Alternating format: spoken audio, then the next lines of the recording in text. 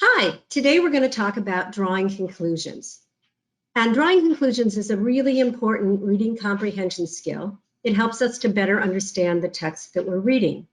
So really, what does it mean when we say drawing conclusions? So a conclusion is a decision or an opinion that you make based on information that you're given. In this case, it would have to do with the text. So let's take a look for a minute, if I can bring up my screen, and take a look at what really we do when we draw a conclusion. So we start by saying, what did I read in the text? So you read the text and you think about what you read. Step two is you think about what you already know about the topic, what your background knowledge is on this subject. And then between the two of those pieces of knowledge, you decide what your conclusion is. So actually, you do a lot of drawing conclusions outside of reading. You also do it when you are seeing things or hearing things. You're making decisions, you're forming opinions about that. So we're going to start by looking at a picture, because we often draw conclusions based on what we see. While we do all the practices today, I'll stop for a moment, and you can pause the video, and when you're ready to come back into the video, just start it again. That way you'll have time to do your thinking and be ready for the discussion of the answers. So let's start out. You can see the picture here of this little girl, and question number one says, the girl with dark hair is decorating a gingerbread house. And where is she? A, in the backyard, B, in the kitchen, C, at a birthday party, or D, at a baking class. Now, just when you do questions that have multiple choice answers, it's always a good idea to make sure that you have found the best answer. And that means even if you think you know it right off the bat, it's a good idea to double check everything. So pause the video for a minute and decide what you think is the correct answer and what clues you got from the picture to help you decide that. Go ahead and pause. Okay, let's start the video again and let's discuss the best answer.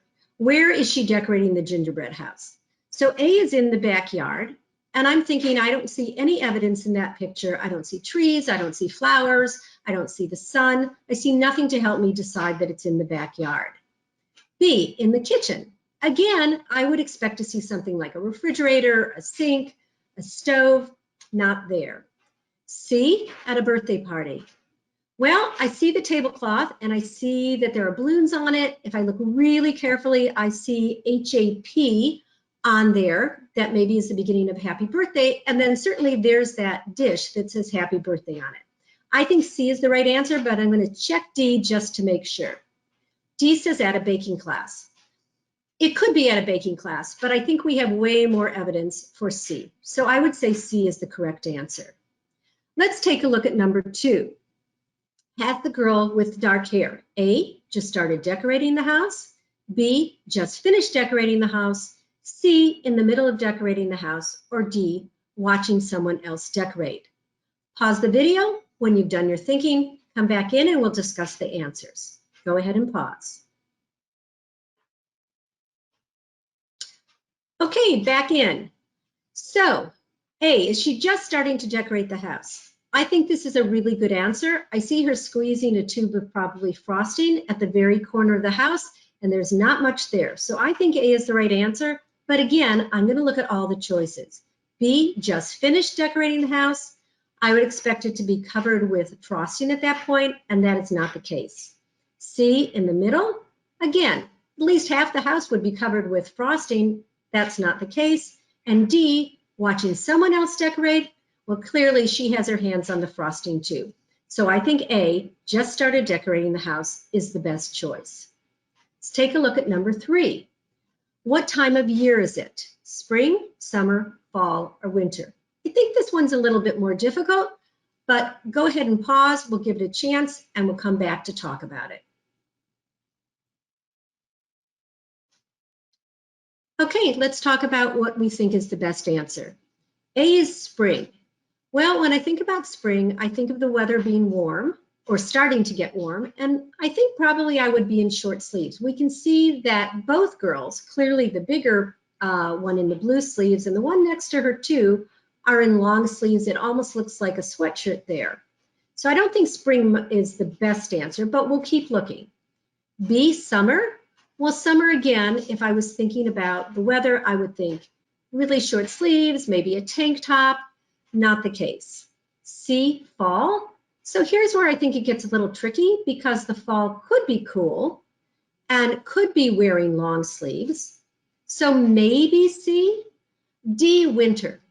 Well, winter definitely long sleeves. And then the other piece of information I have from my background is that gingerbread houses are often something we decorate around Christmas, which is in the winter. So I think of the choices, we have the most evidence in the picture and from our background knowledge to choose D. Okay, let's go on. Let's try and look at a text this time. So that was drawing conclusions from pictures. Now we're going to look at a short text. Again, when I stop reading it, pause the video, do your thinking, and then start the video up again so we can talk about the answers. Okay, number 1. The horse reared up its hind legs, pawing the air and neighing loudly. What conclusion can you draw from the sentence above? A, the horse was white. B, the horse was excited. C, the horse was sleepy.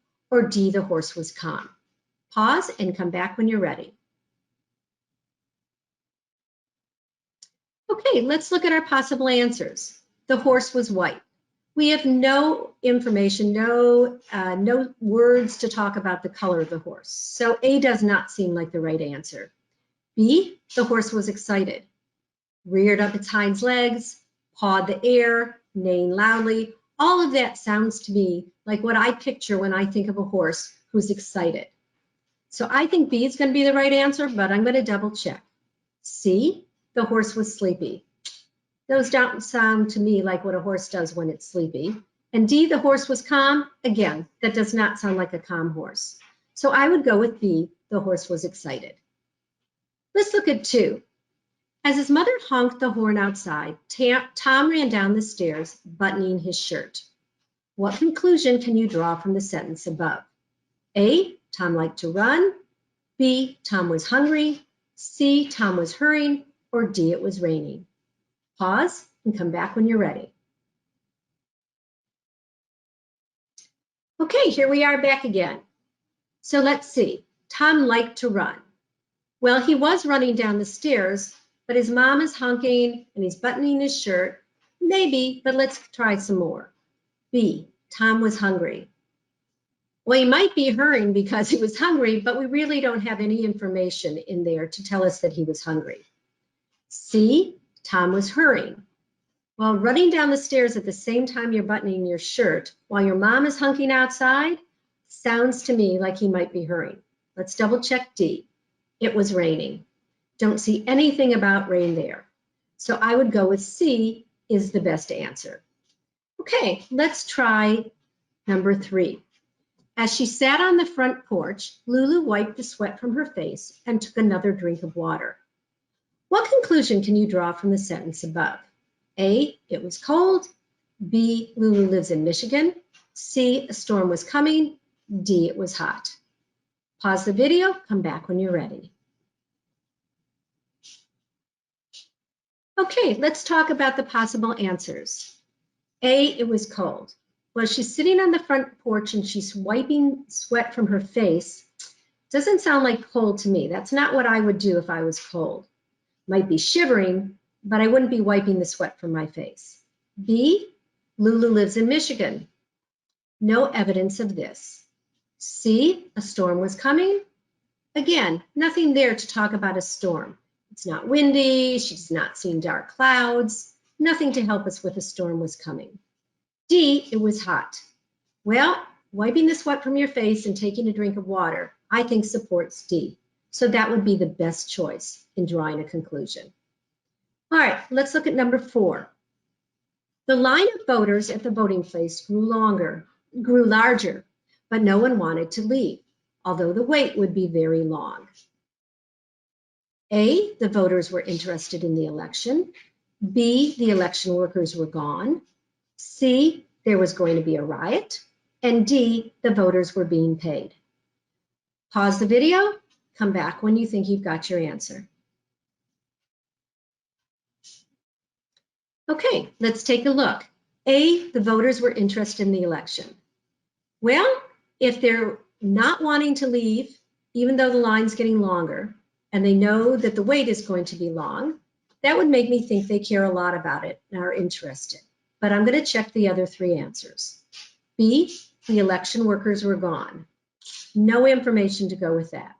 C, there was going to be a riot. Well, they might be getting angry that they're waiting so long, but really, I still think A is the better answer. And D, the voters were being paid. Again, not the best answer here. So I would go with A, they were interested in the election. That's why they would hang around. Okay, let's go on to the next practice. And this time we have a little bit of a longer text to read with 3 questions about it. So I'll read the text. I'll read number 1. We'll pause again, do that one, and then come back for 2 and 3 in the same way. Okay, here we go. At one time or another, most people suffer from hiccups. Few people realize that hiccups can be caused by different things. A hiccup, for example, can be caused by a full stomach or by tumors in the stomach.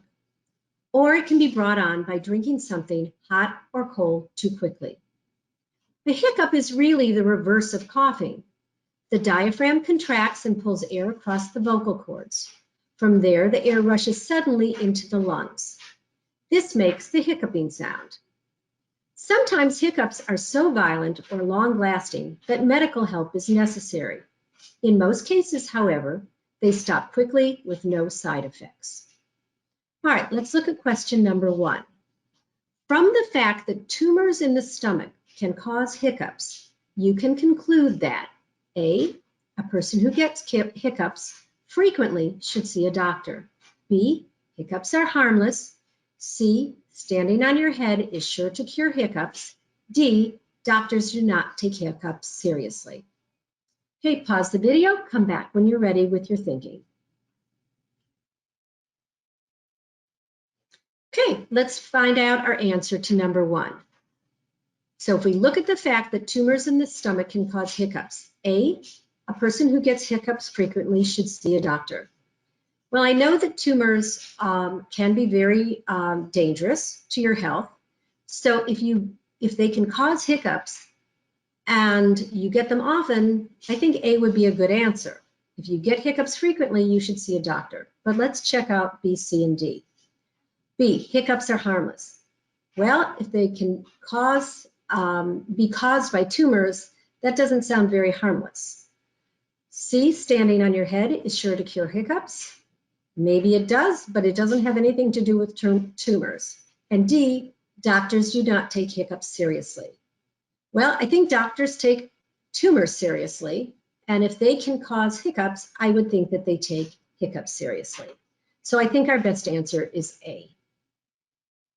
Let's look at number 2. From the first paragraph, you can conclude that hiccups occur most often. So be careful, they're talking about the first paragraph, not the rest of the text. So from the first paragraph, you can conclude that hiccups occur most often. F, during moments of crisis. G, during meals. H, in times of excitement. Or J, in times of sadness. Okay, stop the video, do your thinking, and come back when you're ready. Okay, let's look at our possible answer to why hiccups occur most often. During moments of crisis. Doesn't really say anything about that in paragraph 1. G, during meals. Well, it does talk about a full stomach, which happens during meals. And it does talk about drinking something hot or cold too quickly, and you do drink during a meal. So G sounds like a good answer so far. Let's check out the next 2.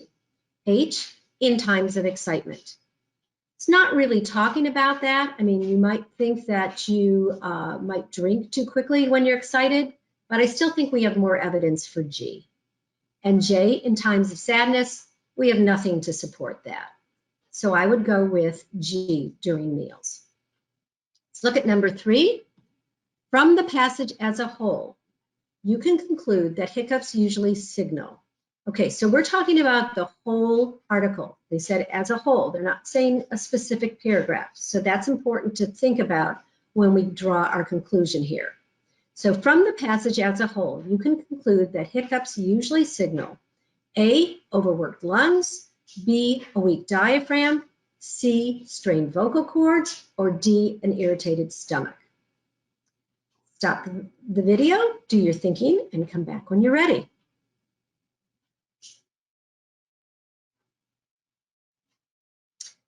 Okay, there is information in the text about lungs, diaphragm, and vocal cords. That would be A, B, and C.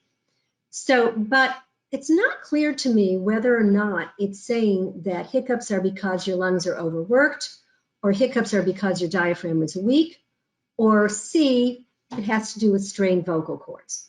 Lungs, diaphragm, and vocal cords are mentioned, but I'm not sure that we have evidence for A, B, or C. D, on the other hand, an irritated stomach, it does talk about a full stomach, and I know when I've eaten too much, my stomach feels irritated. I do know when I drink something too quickly, I feel irritated. So I'm thinking that of our choices, although I think this was a little bit difficult, I think D is the best answer. So I would go with D, an irritated stomach. All right, let's look at another practice and see what we've got here. This time we have 4 different texts, 4 different passages with one question about each one. So let's go ahead and read the first one with the possible answers. We'll pause again in the way that we've been doing. Now, this is the first text.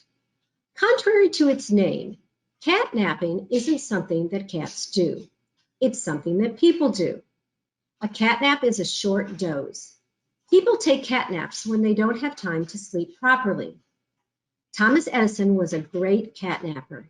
He was an inventor, and his projects kept him up far into the night.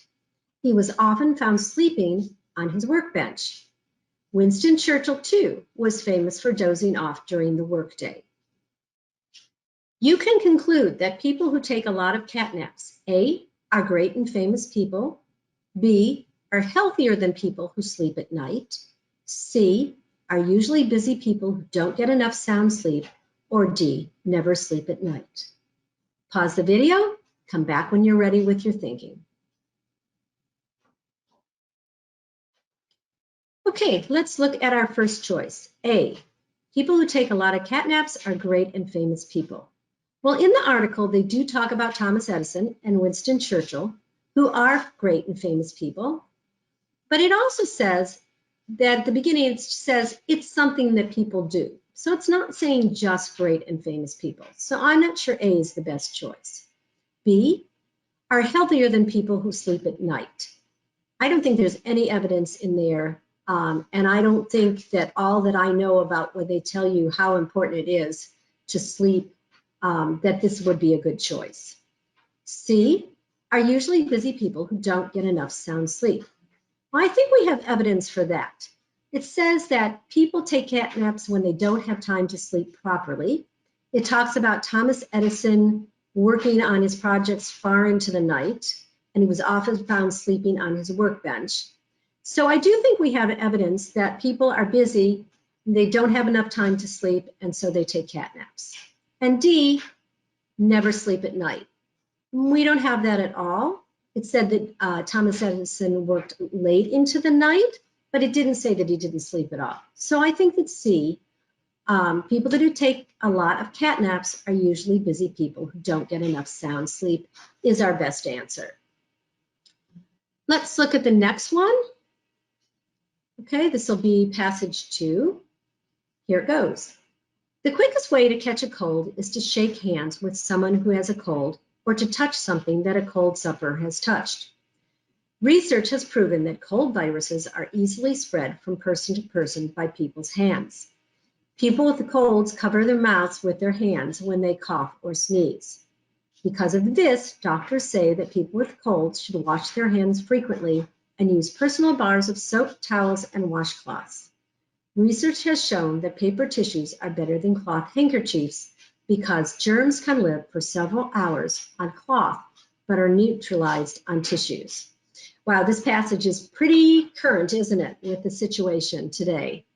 All right, take a moment, take a look at the passage. We'll look at the answers, and then you can pause. A reader can conclude that cold germs live for several hours. G, fewer people would catch colds if cold sufferers washed their hands. H, cold germs are spread only by hands. And J, cold germs live for many days. Go ahead and pause, and we'll come back to it. Okay, let's look at our choices and choose the best conclusion. F, cold germs live for several hours. Well, it does say that they can live for several hours on cloth, but it doesn't say that that's the case everywhere. So I'm not sure that F is our best choice. G, fewer people would catch colds if cold sufferers washed their hands. Well, it does say that research has proven that cold viruses are easily spread from person to person by people's hands. It says that doctors say that people with colds should wash their hands frequently. And our background knowledge knows what we've been told about COVID-19 and that virus. So I think G sounds like a really good answer. H, cold germs are spread only by hands. Well, we're talking about coughing and sneezing. I think that, again, with our background knowledge now, even though we're saying wash your hands, we're also talking about it being in air, and it could be on surfaces. So I think H is a good answer, but only by hands, I think, makes it not the right answer. J, cold germs live for many days. We do not have evidence of that in the text. The only time that it talks about is several hours, and that is only on cloth. So I think our best answer is G, fewer people would catch colds if cold sufferers washed their hands. Okay, let's look at number 3. Sea level is an important benchmark for measuring landforms. A mountain is usually referred to as being so many feet above sea level. Death Valley, California is below sea level. Not all sea levels are the same around the world, however. In Alaska, for instance, the level of the sea seems to be rising. In Galveston, Texas, sea level is falling. Generally, the sea level around the world is rising. This situation is due to the gradual melting of the polar ice caps. Of course, as the world's sea level rises, mountains around the world will be getting shorter. Okay, what can we conclude about sea level? A reader can conclude that sea level is A, not a stable standard of measurement, B, rapidly changing everywhere, C, an ancient standard of measurement, or D, never going to fall again. Pause the video, do your thinking, come back when you're ready.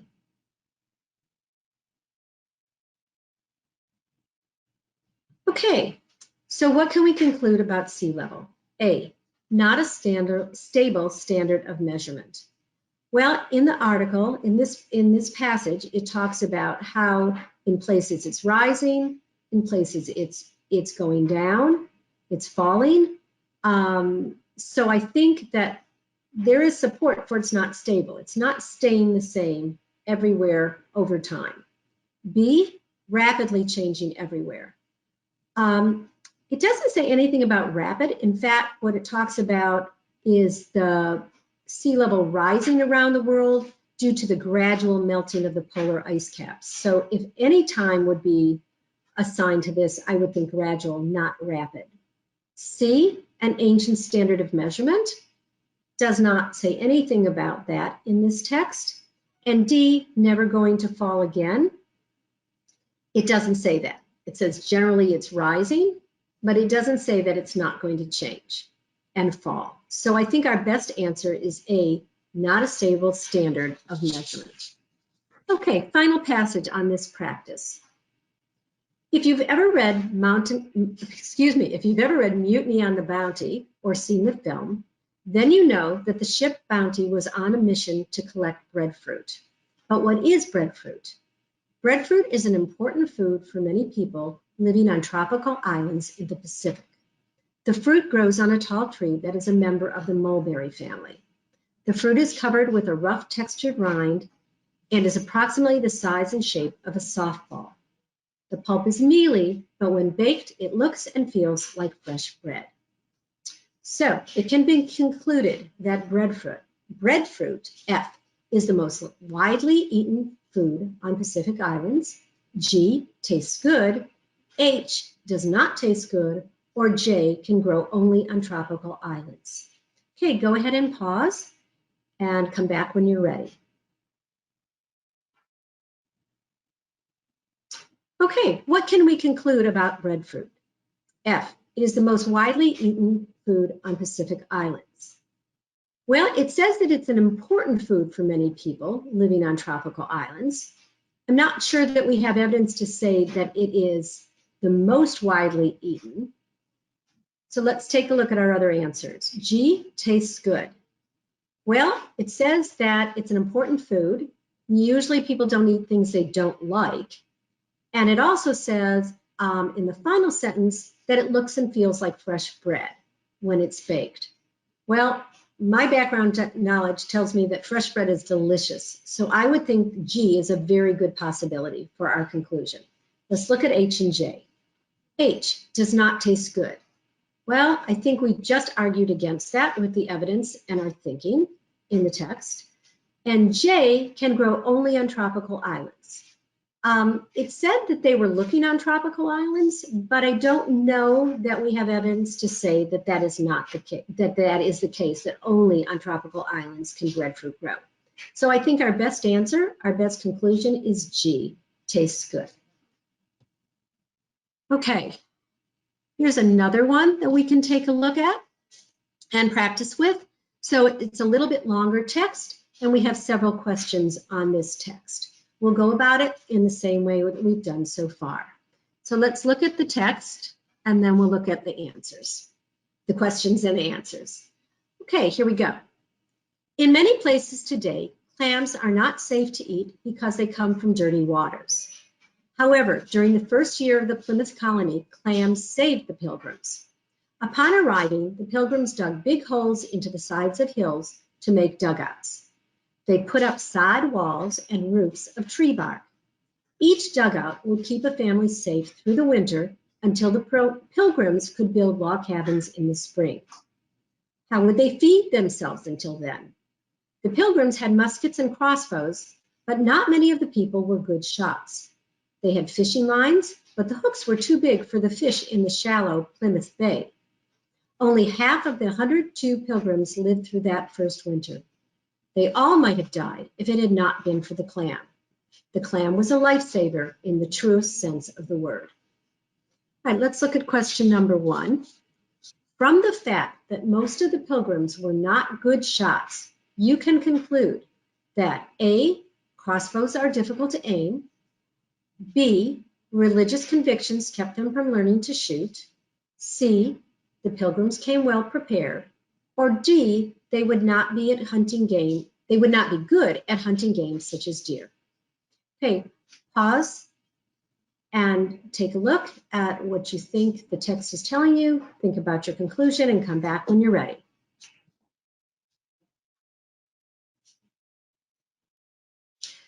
Okay, let's take a look at our possible answers to what we can conclude about the Pilgrims were not good shots. In preparing for this lesson, I have to tell you, I thought this was one of the more difficult conclusions, and I think that we're going to see in these choices that oftentimes in multiple choice, we have 2 possible answers, and we really have to think about what is the best answer. So let's take a look. A, crossbows are difficult to aim. I'm thinking that it says that they were not very good shots. So maybe the problem is that crossbows are difficult to aim, but I'm not sure if that's going to be our best answer yet. So I'm going to think about it and go on and look at the other 3. B, religious convictions kept them from learning to shoot. Well, I'm thinking that this probably is not the case if they did bring muskets and crossbows with them. So I don't think we have evidence for that. C, The Pilgrims came well prepared. Well, if they were good shots, I think they would have been well prepared, but it says they were not good shots. So I'm not thinking that we have great evidence for C. D, they would not be good at hunting game such as deer. Well, if they weren't good shots, and you have to be able to shoot either with an arrow or with a bullet to bring down a deer and other hunting game, then I would think that that's a pretty good answer. So let's go back to A and compare it to D. From the fact that most of the Pilgrims were not good shots, you can conclude that A, crossbows are difficult to aim, or D, they would not be good at hunting game such as deer. I think that we now have better evidence for D, that is the best answer. If they couldn't shoot well, for whatever the reason was, they wouldn't be good at hunting game such as deer. So I think D is our best answer. Let's look at number 2. From the fact that the Pilgrims brought large fish hooks with them, you can conclude that F wanted to put the hooks to many uses, G could not buy small hooks in England, H had to take whatever was given to them, or J expected to catch large fish. Okay, pause the video, re-look at what you got there, and think about your answer, and then come back.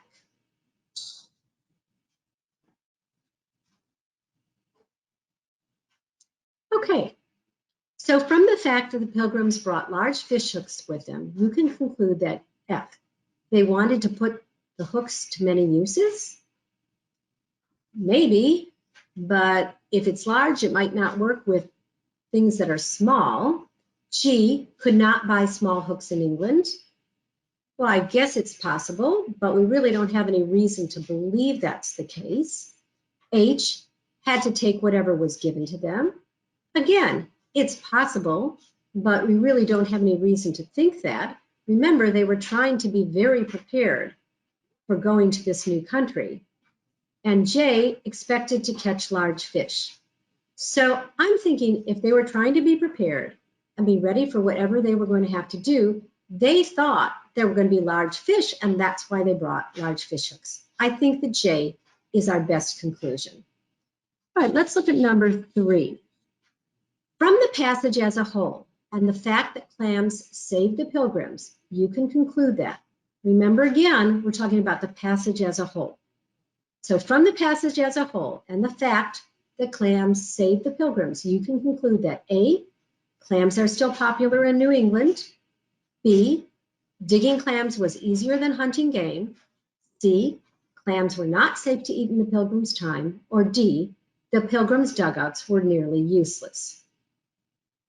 Pause the video, do your thinking, and come back when you're ready.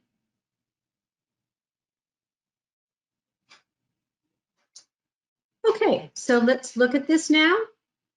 From the passage as a whole and the fact that clams saved the Pilgrims, what's our conclusion? Clams are still popular in New England. That may be the case, but we don't have anything about that in the passage. B, digging clams was easier than hunting game. Well, we do know that they were having trouble with the hunting game, and we do know that clams saved the Pilgrims. So I think we have good evidence for B, but let's just check out C and D. Clams were not safe to eat in the Pilgrims' time. Well, we said that they saved them, so I don't think that C is the correct answer. And D, the Pilgrims' dugouts were nearly useless. That has nothing to do with the clams saving the Pilgrims. So I think our best answer was B, digging clams was easier than hunting game. Okay, last one on this passage. It says to underline the sentence from which you can conclude that the dugouts were only temporary shelters. So we're going to look back at the passage, and you are going to think about which sentence helps us to understand that dugouts were only temporary shelters. So here's our passage. Pause the video, come back when you're ready.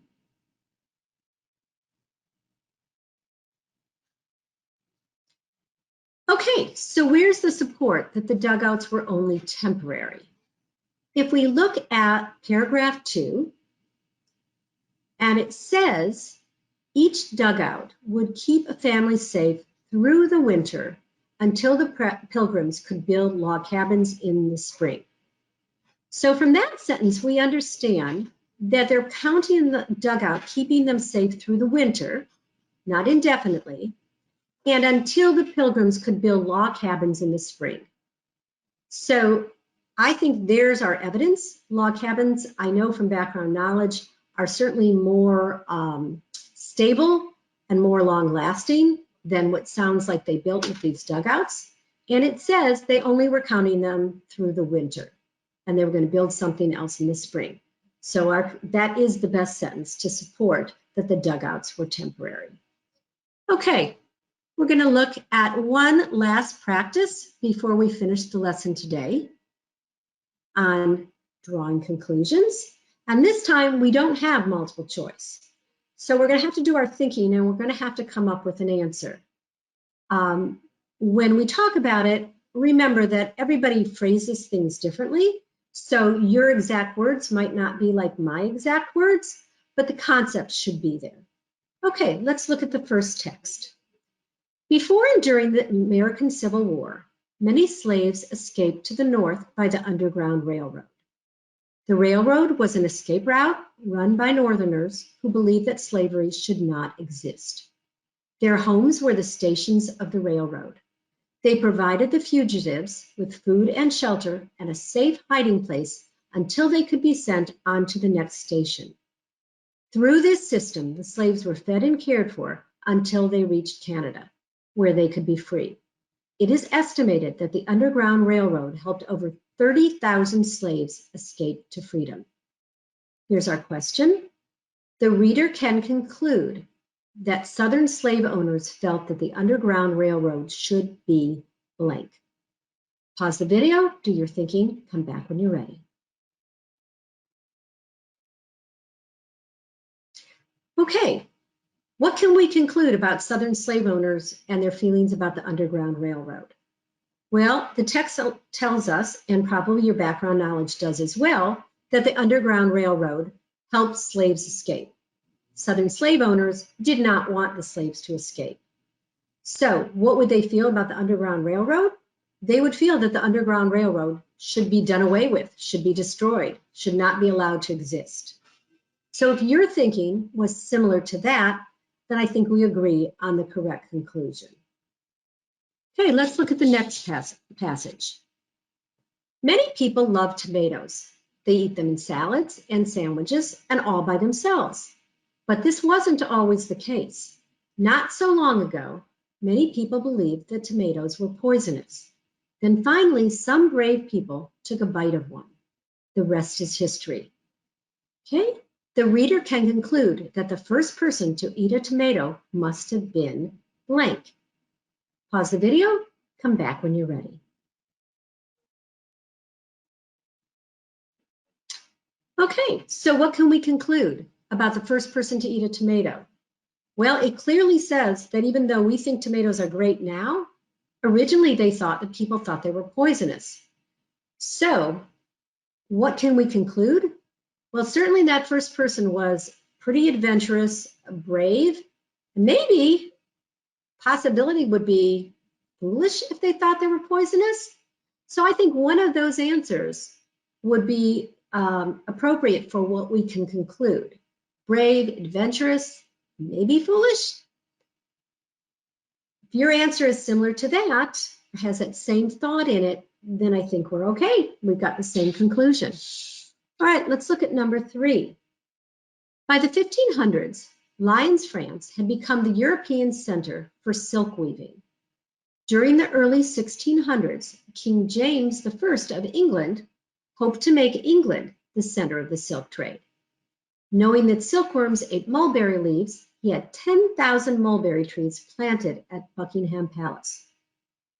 However, there was one major flaw in the king's idea that prevented it from working. There are several types of mulberry trees. Red and black mulberry trees produce edible berries, but they don't attract silkworms. Silkworms only eat the leaves of white mulberry trees. Okay, pause the video and think about what we can conclude about King James did not plant.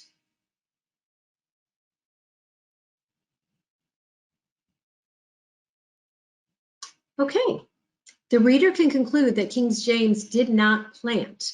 Remember that it says that he was not successful in attracting silkworms. And the text says that only white mulberry trees will attract the silkworms, and black and red ones do not. So the reader can conclude that King James did not plant white mulberry trees. Okay, let's look at number 4. This is our last practice. When people think about the sounds and feelings of summer, they often think about crickets. The sound of crickets on a summer's night can be very soothing. But some people like the cricket for another reason. They believe that it brings good luck. They will make an effort to keep crickets inside their homes to increase their good fortune.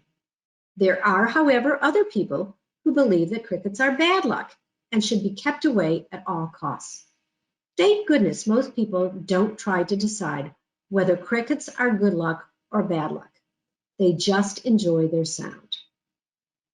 The reader can conclude that the only thing most people agree on when it comes to crickets is that lake. Go ahead, pause the video, think about your answer, and we'll come back and discuss it.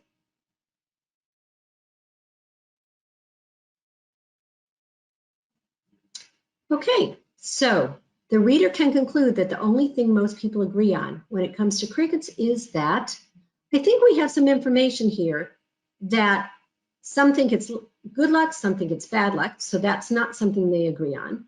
But it does say that the sound of crickets on a summer's night can be very soothing. And it does end by saying, thank goodness most people don't try to decide whether crickets are good luck or bad luck, they just enjoy their sound. So I think that we conclude when it comes to crickets, for most people, is that they think that the sound is pleasant. They like the sound of crickets. Okay, those were our practices for the day. And now we just want to sum up what we did. We talked about drawing conclusions, which is really a reading comprehension skill that helps us to better understand what we're reading. In addition, we said that drawing conclusions means that you're making a decision or you're forming an opinion based on, in the case of our practice for the most part today, based on what you read. And we also said that how do we do that? And we said that we do that, and let's see if I can bring it back for one final share. We do that, it's coming, by reading the text, thinking about what you read in the text, then thinking about what you already know about this topic or this subject, and then using that information, that knowledge, to form your conclusion. So I hope that the practices today were helpful in learning how to draw conclusions in our reading. Have a good day.